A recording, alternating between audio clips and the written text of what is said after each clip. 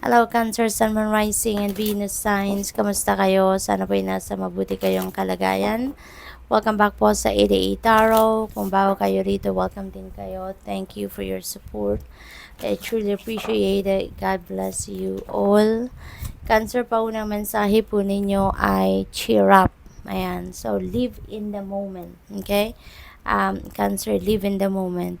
Mas magandang mag-focus tayo sa kung anong mga nag-unfold na mga bagay-bagay sa buhay ninyo right before your eyes rather than doon kayo mag-focus sa nakaraan na or kung ano ang parating pa lang, no? Because there's no guarantee, no? Kung ano ang dadating sa atin in the future. Mas lalo nang wala naman na tayong mai-enjoy pa, wala na tayong makikita pa doon sa inyong past because that's already behind you, natapos na yon. So, kailangan na dito na tayo mag-focus sa ngayon. Live in the moment, 'di ba? And enjoy ninyo, no, kung ano man ang nangyayari sa ngayon. What else? We have face your fears, release the power of fear. Okay? Let go ninyo kung ano man ang mga takot ninyo. Kung ano man yung mga kung ano man yung mga nararamdaman ninyo dyan, no? Na kinakatakutan ninyo. It's about time not to release it. It's about time not to let it go. 'Di ba? Para nang sa gayon, makapag-move on na kayo, makapag-move forward na kayo sa buhay, no? Cancer. We have competition, summon courage and self-confidence. Ayan, kasi maybe this is related to this could be related to work situation, no? Baka merong competition, merong rivalry. Wherein, kailangan mong magpakatatag, kailangan mong lakasan ang inyong loob at magtiwala ka sa sarili ninyo, magtiwala ka sa inyong mga kakayanan. Okay? When you believe in yourself, no? At kung malakas ang inyong loob, walang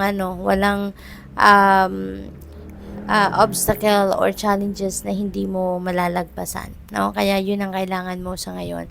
Pagpakatatag ka at magtiwala ka sa inyong sarili. Okay? Be confident. Seek knowledge. Ayan. Siguro kailangan mo ngayon na mag-research pa. Baka kailangan mo pa na mag-gather ka pa ng mas marami pang impormasyon, detalye, no? Before you make a decision. Before you jump into conclusion, diba? Don't settle for kung ano lang yung alam mo sa ngayon, no? Kasi maaaring hindi pa yan enough para makapag-decision ka ng maganda, ng maayos, no? So you really need to to seek knowledge, all right? We have epiphany, seek clarity.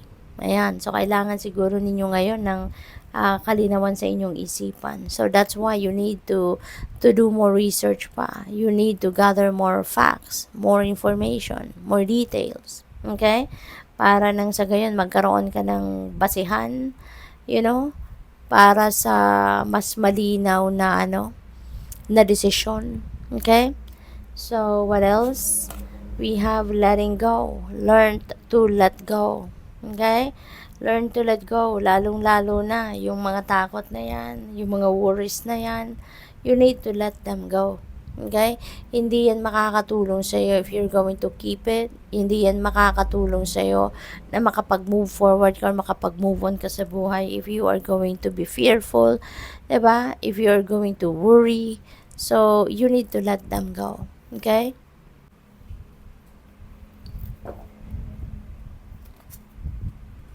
So we have moving forward, get ready for positive change. Okay, Cancer? Ito na yung kailangan ninyong gawin sa ngayon. Maybe kailangan na ninyong baguhin ang inyong sitwasyon.